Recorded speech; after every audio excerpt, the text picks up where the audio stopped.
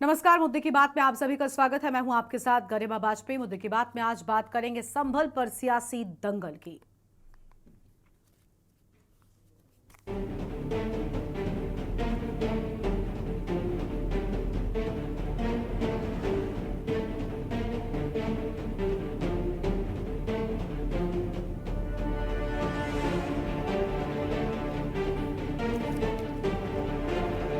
और आपको बता दें कि संभल में हुई हिंसा में अब तक कई लोगों की मौत हो चुकी है। संभल में हिंसा के बाद से धारा 163 को लागू कर दिया गया और किसी भी बाहरी व्यक्ति के संभल जिले में आने पर पाबंदी है। इस बीच समाजवादी पार्टी का प्रतिनिधिमंडल संभल जिले के दौरे पर जाने वाला था और वहां पीड़ितों से ये प्रतिनिधिमंडल मुलाकात करने वाला था। इस बीच समाजवादी पार्टी के प्रतिनिधिमंडल के संभल जाने पर रोक लगा दी गई है और लखनऊ में पुलिस का कड़ा पहरा है।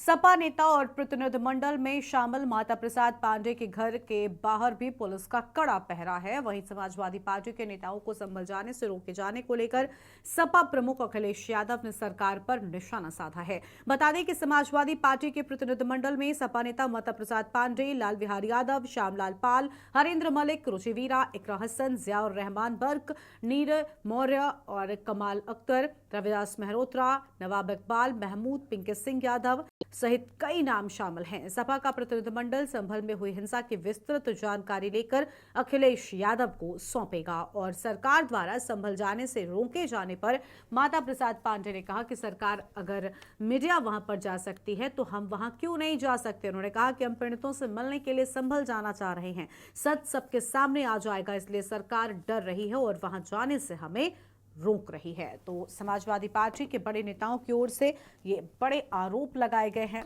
बड़ी बात यह कि एक तरफ संभल में स्थितियां ठीक नहीं, जिसके चलते सरकार ने किसी भी नेता या जनप्रतिनिधि या किसी भी दल के शख्स को वहां पर जाने से रोक लगाई है। धारा 163 भी वहां पर लागू कर दी गई है, लेकिन समाजवादी पार्टी के नेता वहां पर लगातार जाने की जिद कर रहे हैं और साफ तौर पर यहाँ पर सरकार पर उनकी ओर से बड़े आरोप भी लगाए गए हैं।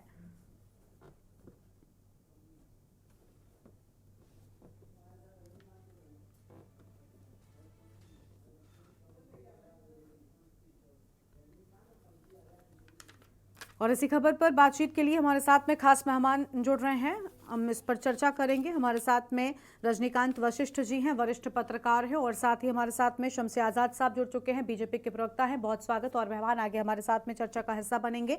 फिलहाल चर्चा को हम आगे बढ़ाते हैं। बीजेपी के प्रवक्ता शम्सी आजाद साहब के साथ में शुरुआत कर रहे थे। शम्सी साहब, ठीक है, स्थितियां यहाँ पर ये हुई, बड़े आरोप लगाए जा रहे हैं, लेकिन दूसरी ओर समाजवादी पार्टी के नेताओं को जाने से रोका गया। उनका कहना है पत्रकार जा सकते हैं, मीडिया जा सकती है, तो हमें क्यों नहीं जाने दिया जा रहा है। और अब तो कुछ वक्त भी बीत चुका है, पूरी तरीके से जो व्यवस्थाएं हैं, जो माहौल है, उस पर भी लगभग उसे भी सामान्य कर दिया गया है। फिर क्यों लोगों के जाने पर रोक है? वो कह रहे हैं कि हम जाएंगे तो सच सामने आ जाएगा।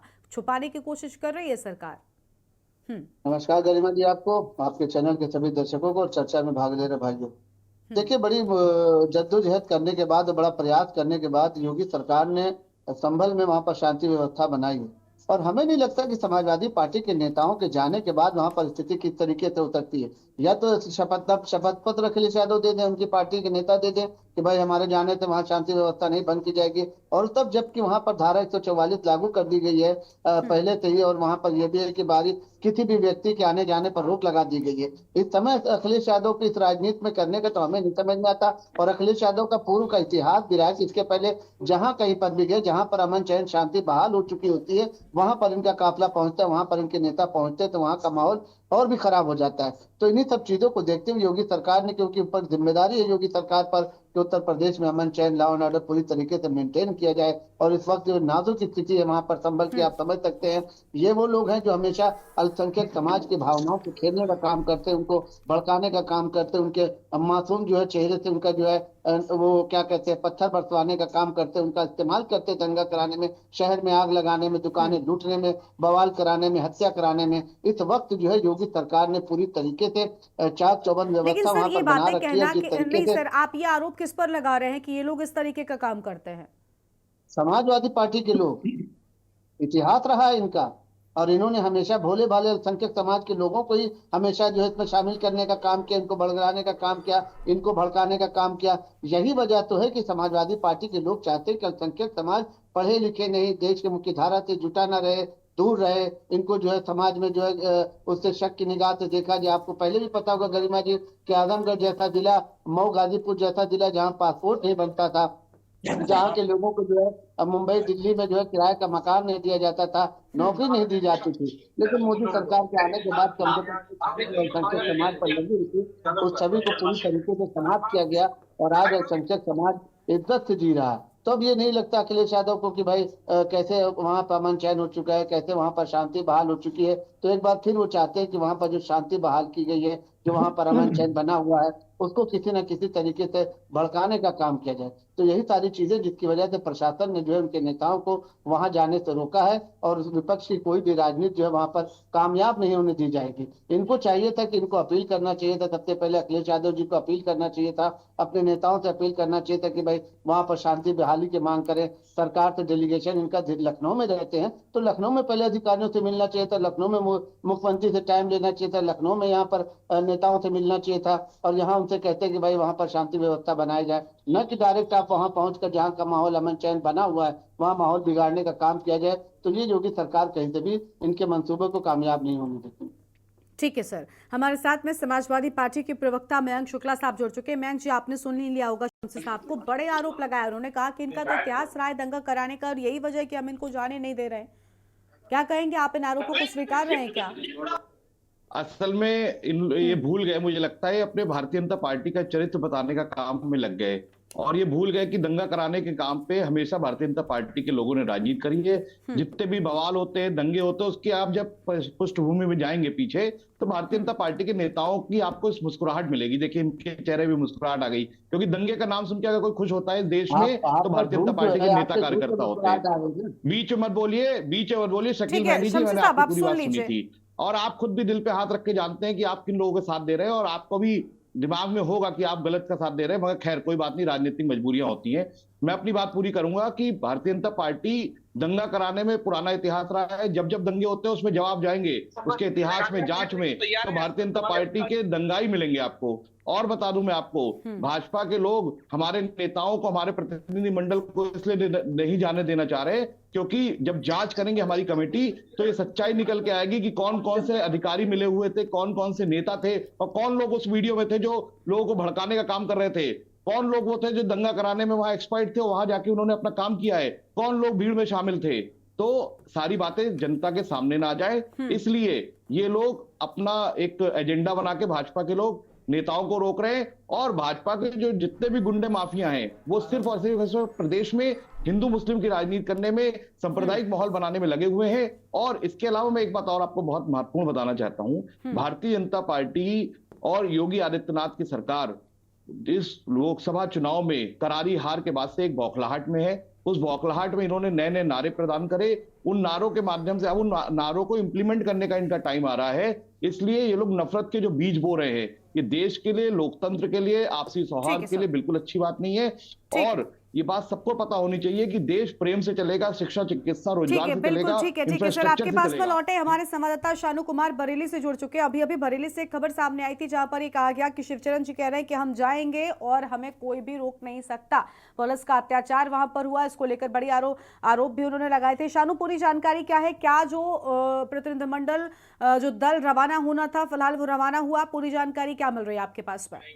देखिए गरिमा, निश्चित तौर पे लगातार जिस तरीके से सुबह की बात की जाए तो लखनऊ में भी वरिष्ठ नेता जो कि समाजवादी पार्टी के हैं, नेता विरोधी दल है, उनको भी रोका गया। यहाँ की तस्वीरें आपको दिखाएंगे। यहाँ सब समाजवादी पार्टी का जो डेलीगेशन है वो यहाँ से रवाना संभल के लिए हो रहा था, लेकिन यहाँ पर जो है पुलिस ने रोक लिया गया है। साफ तौर पर से हमारे साथ जो यहाँ के सीओ फर्स्ट है, इनसे बात कर लेते हैं कि आखिर क्या वजह है समाजवादी पार्टी का जो कार्यालय है उसको घेराबंदी की गई है। सर, क्या लगता है सर क्या लगता है किस तरीके से समाजवादी पार्टी कार्यकर्ताओं को रोका गया है, संभल जा रहे थे, क्या वजह है? जी देखिए, इनको समझाने का प्रयास किया जा रहा है कि अभी जो शांति व्यवस्था को देखते हुए, कानून व्यवस्था को देखते हुए अभी जाना उचित नहीं है अगर ये मान गए तो ठीक है, नहीं मानेंगे तो फिर जो भी उचित वैधानिक कार्यवाही है वो अमल में लाई जाएगी। सर आखिर क्यों नहीं जाने दिया जा रहा है, क्या कोई वजह है? ये लोग कह रहे हैं कि हम शांति व्यवस्था के तरीके से जा रहे हैं। शांति व्यवस्था के तरीके से अभी वहां पे हालात वहां सामान्य हो रहे हैं और अभी अनुमति मिल जाएगी अभी।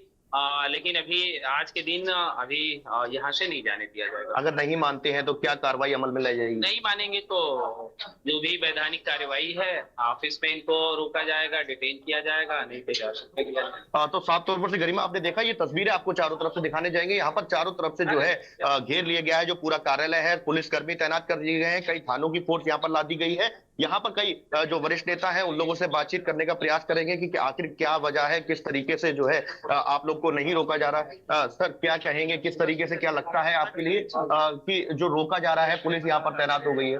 तानाशाही, पुलिस की तानाशाही, गोली चलाई जा रही है, जनता के लोगों को हम लोग जाएंगे, संभल जाएंगे। अच्छा, और लखनऊ में भी आज रोक दिया गया, क्या वजह है कि मतलब प्रशासन नहीं जाने दे रहा है, या फिर जो पुलिस प्रशासन है उसने रोक लिया है, या फिर सरकार का मेल बना? ये तो सरकार के इशारों पर प्रशासन काम कर रहा है, ये तो आप जानते ही हैं, सरकार के इशारों पर सारा काम कर रहा है। देखिए साफ तौर पर समाजवादी पार्टी के नेता हैं, साफ उनका कहना है कि प्रशासन रोक रहा है और सरकार के निर्देशों पर काम कर रहा है। कहीं ना कहीं जो लापरवाही है वो प्रशासन की भी है। समाजवादी पार्टी के लोग गंभीर आरोप लगा रहे हैं। गरिमा, बिल्कुल साफ तौर पर समाजवादी पार्टी के लोगों की ओर से गंभीर आरोप लगाए जा रहे हैं और जाने की जिद जो है वो भी हम देख पा रहे हैं। फिलहाल पुलिस ने रोक दिया है, ये बड़ा अपडेट निकलकर सामने आया है। इस पर और विस्तार से हम करेंगे चर्चा। खास मेहमानों का पैनल हमारे साथ में लगातार बना हुआ है, लेकिन उससे पहले यहाँ पर एक छोटे से ब्रेक के लिए रुकते हैं, फौरन लौटेंगे। ब्रेक के बाद आप सभी का स्वागत है। तो संभल पर सियासी दंगल शुरू हो चुका है। एक तरफ सरकार, प्रशासन ये कह रहा है कि फिलहाल स्थितियों को देखते हुए वहां पर किसी भी दल के नेताओं के जाने की जरूरत नहीं है और इसी के चलते कड़ी सुरक्षा व्यवस्था तो मुस्तैद की ही गई है। साथ ही साथ धारा 163 भी लागू कर दी गई है और किसी भी बाहरी व्यक्ति के 10 दिसंबर तक वहां पर प्रवेश पर रोक लगा दी गई है।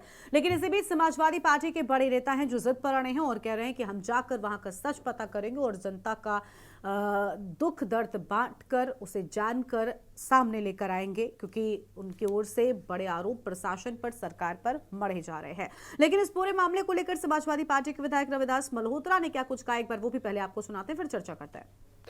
जितने भी लोग आज जा रहे थे, सब लोगों को पुलिस ने वहां पर उनके घरों पर हाउस अरेस्ट करने का काम किया है। हमारे घर पर भी भारी संख्या में पुलिस थी, लेकिन अब दूसरे रास्ते से निकल करके यहां पर आए हैं। समाजवादी पार्टी के राष्ट्रीय अध्यक्ष ने वहां पर जो घटना हुई थी उसकी पूरी सही जानकारी करने के लिए निर्देश दिया था कि हम लोग वहां पर जाएं, लेकिन भारतीय जनता पार्टी की सरकार सच को छिपाना चाहती है, इसीलिए हम लोगों को वहां जाने से रोकने का काम हो रहा है। हम लोग ये चाहते हैं कि वहां पर जाकर के जो 5 परिवार के लोगों की हत्या हुई है उनके लोगों से मिले, जो लोग घायल हैं उनका इलाज नहीं हो रहा है, कई लोग ऐसे हैं जो बहुत गंभीर रूप से घायल हैं, उनको इलाज मिले, उनको दवा मिले, इसलिए हम चाहते हैं वहां पर जाएं और शांति, अमन, चैन कायम हो।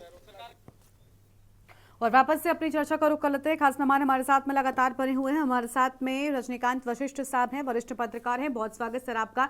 सर, संभल पर ये सियासी दंगल कितना ठीक है? राजनीतिक दल होना ठीक है, एक दूसरे पर आरोप प्रत्यारोप लगाना तक ठीक माना जाता है, लेकिन सर एक जगह पर जहां पर दंगे जैसी स्थिति हो गई थी, जहां लोगों की जान चली गई, खुले में गोलियां चल रही थी, आगजनी हो गई, वहां पर प्रशासन की बात को क्या सिर्फ प्रशासन के फरमान के तौर पर नहीं देखना चाहिए? राजनीतिक दल और सरकार से जोड़ना उसे ठीक है क्या? और क्या सरकार ये ठीक कर रही है कि 10 दिसंबर तक लोगों के जाने पर रोक लगा दी है, क्योंकि अब स्थितियां फिलहाल सामान्य हो गई हैं? क्या किया जाना चाहिए, क्या लग रहा है आपको?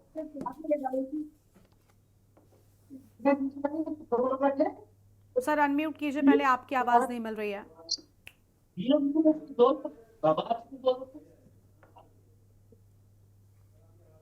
रजनीकांत जी की आवाज नहीं मिल पा रही। सर प्लीज आप अनम्यूट कीजिए। हेलो। हाँ जी सर बोलिए, अब आपकी आवाज आ रही है। मेरी आवाज आई? जी सर बोलिए।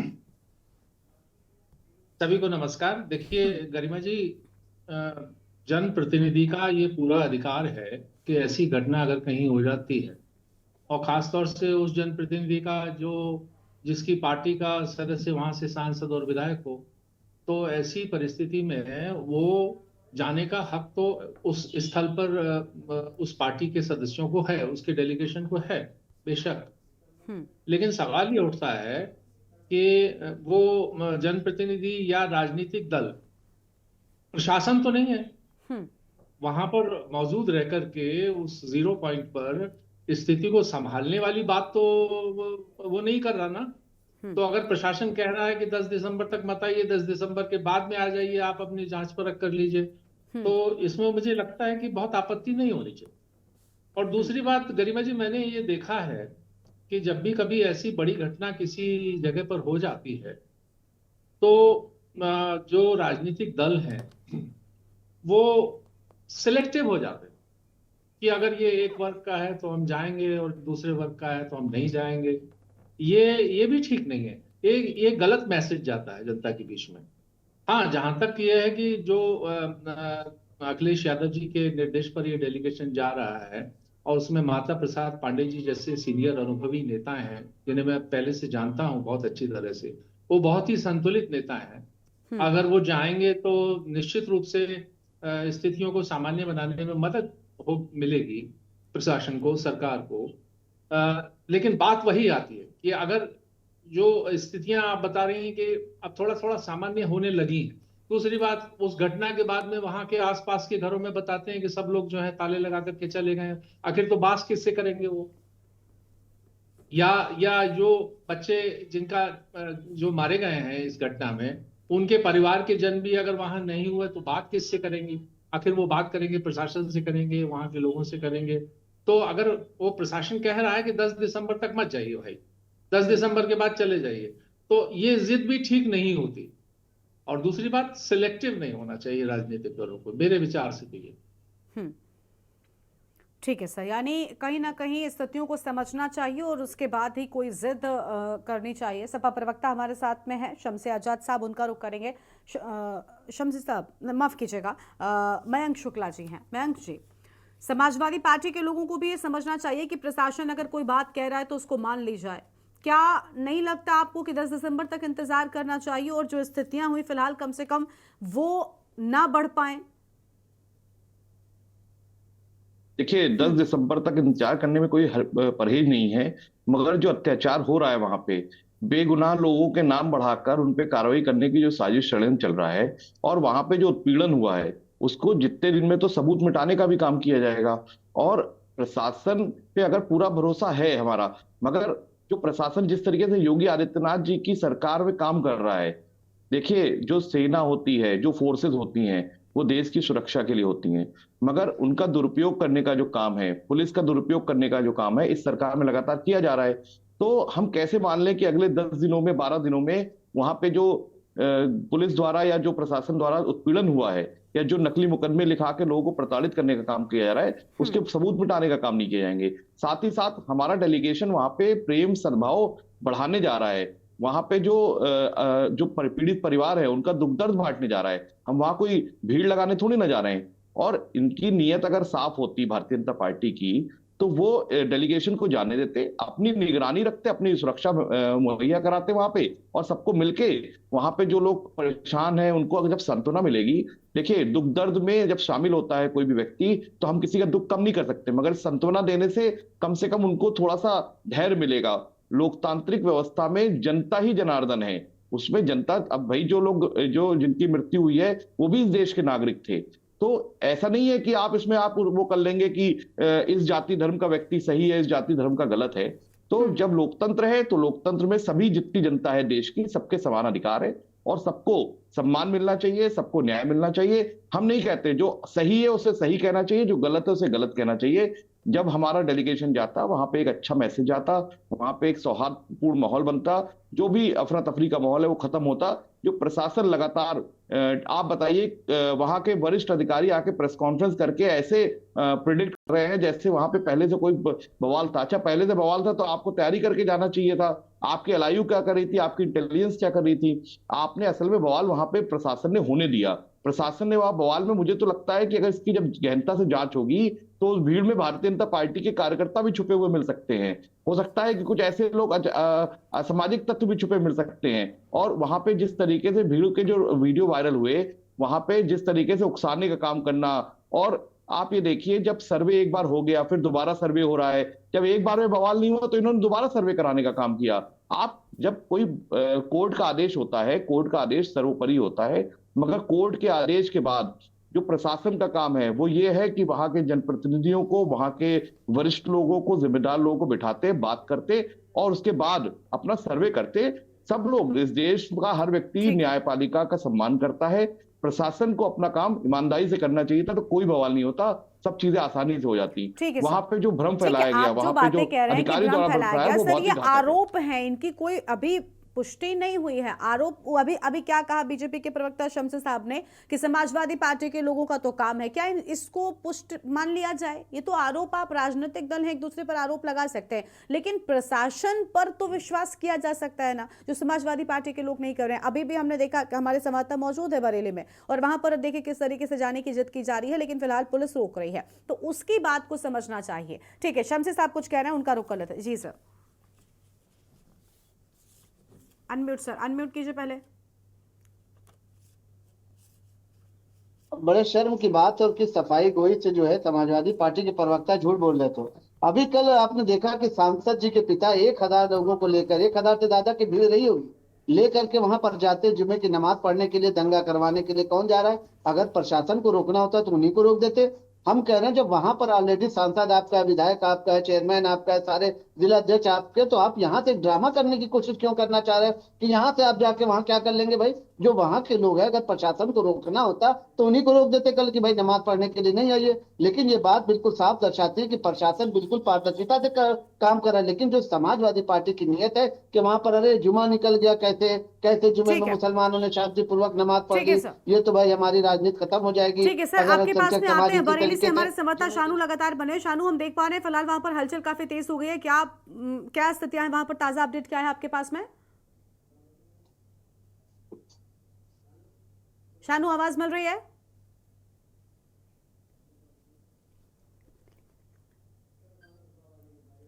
देखिए फिलहाल तस्वीरें हम देख पा रहे हैं, काफी तेज हलचल जो है वो वहां पर नजर आ रही थी, और ऐसा माना जा रहा है कि यहाँ पर एक तरफ पुलिस है जो रोकने का प्रयास कर रही है, लेकिन समाजवादी पार्टी का जो प्रतिनिधिमंडल है, जो नेता है, वो लगातार जाने की जिद करते हुए नजर आ रहे हैं। शानू, आवाज मिल रही है आपको?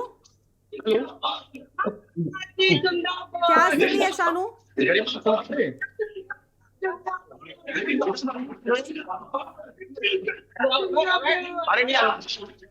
देखिए आवाज नहीं मिल पा रही है, लेकिन तस्वीरों में आप देख पा रहे हैं किस तरीके से यहाँ पर नारेबाजी जो समाजवादी पार्टी के नेता हैं, कार्यकर्ता हैं, उनकी ओर से शुरू कर दी गई है। बोलिए शानू, आपकी आवाज आ रही है, बोलिए। हाँ देखिए गरिमा, निश्चित तौर पे आप तस्वीरों में साफ तौर पर देख सकते हैं, यहाँ जितने भी समाजवादी पार्टी कार्यकर्ता हैं उनके रेप किया गया। सीएम पद के साथ बरेली पुलिस उन्होंने आप इससे देखिए साफ तौर पर यहाँ पर कहीं ना कहीं समाजवादी पार्टी के नेता है वो जाने चाहते हैं, जो समाजवादी जो बरेली पुलिस है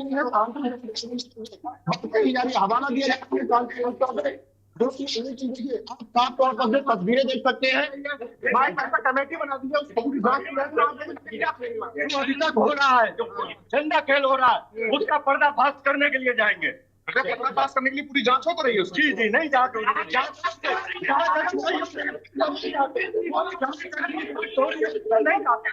तो यहाँ पर देखिए साफ तौर पर जो समाजवादी पार्टी के पदाधिकारी है उन्होंने आगे की जांच हो रही है, वो कहीं ना कहीं सही नहीं हो रही है। साफ तौर पर अभी बरेली पुलिस लगातार प्रयास कर रही है रोकने का, किसी भी तरीके से ना बढ़ जाए।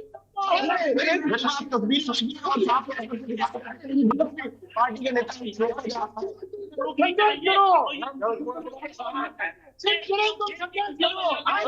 बिल्कुल हम देख पा रहे हैं कि देखिए यहाँ पर जो स्थितियां हैं वो फिलहाल थोड़ी सी बेकाबू होते ही नजर आ रही हैं, और साफ तौर पर यहाँ पर रोकने का प्रयास एक तरफ पुलिस की ओर से, लेकिन दूसरी ओर जिद समाजवादी पार्टी के बड़े नेताओं की नजर आ रही है। और रजनीकांत जी हमारे साथ में लगातार बने हुए, उनका रुख कर लेते हैं। रजनीकांत जी, आप देख पा रहे हैं अभी जो चीज आपने कही कि थोड़ा इंतजार कर लेने में क्या हर्ज है, वो फिलहाल नजर नहीं आ रहा है। समाजवादी पार्टी के नेताओं की जिद जारी है। मुझे तो ये लगता है कि कभी कभी जो राजनीतिक दल हैं वो जिद करके एक फोटो अपॉर्चुनिटी जिसे कह सकते हैं, मैं तो ढूंढ रहा हूं क्या आवाज बोले सुन पा रहे कि देखो हम तुम तो तुम्हारे लिए कितना लड़ने को तैयार हैं, सारी चीजें हैं, अब अगर मान लीजिए वो राजनीतिक पार्टी वहां जांच तो नहीं करेगी, जांच करे, पैरेलल जरूर करे, तो उसके जैसे कि अभी बताया शकील जी ने कि वहां पर उन लोगों के एमपी हैं, एमएलए हैं, प्लस चेयरमैन हैं, सारे लोग हैं, वो लोग भी तो निष्पक्ष तरीके से या मतलब अपनी तरीके से जांच कर ही रहे होंगे ना कुछ, तो उन्हीं से रिपोर्ट ले ले पार्टी। लेकिन यह है कि लखनऊ, राजधानी लखनऊ से कुछ लोगों का डेलीगेशन जाके क्या कर लेगा। हाँ, मैं नेता विपक्ष की बात जरूर मानता हूं माता प्रसाद पांडे जी की, कि वो बहुत अनुभवी नेता हैं, वो जाएंगे तो वो मरहम रखने का ही काम करेंगे। लेकिन बात वही है कि प्रशासन को पहले स्थितियों को सामान्य तो होने दें, प्रशासन स्थितियों को सामान्य तो कर ले, जरूर जाइए। अब ऐसा है कि नेता विपक्ष कोई मामूली तो है नहीं लीडर, उनके साथ भी प्रोटोकॉल चाहिए, उनके साथ भी पुलिस चाहिए, उनके साथ भी सिक्योरिटी का घेरा चाहिए। अब वो सिक्योरिटी का घेरा और पुलिस पहले वहां संभल में स्थितियों को संभाले या वीवीआईपी को संभाले। बिल्कुल, ये अपने आप में बड़ी बात है और थोड़ा सा इंतजार कर लेने में कोई बुराई नहीं है। जिस तरीके के हालात फिलहाल वहां पर बने हुए हैं उनको देखते हुए तो कम से कम समाजवादी पार्टी के नेताओं को भी समझना चाहिए और साथ ही प्रशासन को भी कुछ चीजों का ध्यान रखना चाहिए। वक्त कम है, हमें अपनी चर्चा को यहीं पर रोकना पड़ रहा है। बहुत शुक्रिया सभी मेहमानों का हमारे साथ जुड़ने के लिए। और संभल में सख्ती एक तरफ प्रशासन की, लेकिन दूसरी ओर जिद समाजवादी पार्टी डेलीगेशन की नजर आ रही है। बरेली में स्थितियां आपने देखी किस तरीके से पुलिस ने जब रोकने का प्रयास किया तो समाजवादी पार्टी के नेता जमकर नारेबाजी करते हुए नजर आए हैं। और संभल में सियासी दंगल लगातार जारी है, भले ही स्थितियों पर प्रशासन ने काबू पा लिया हो। इस बुलेटिन में इतना ही। आप देखते रहिए न्यूज़ इंडिया। नमस्कार।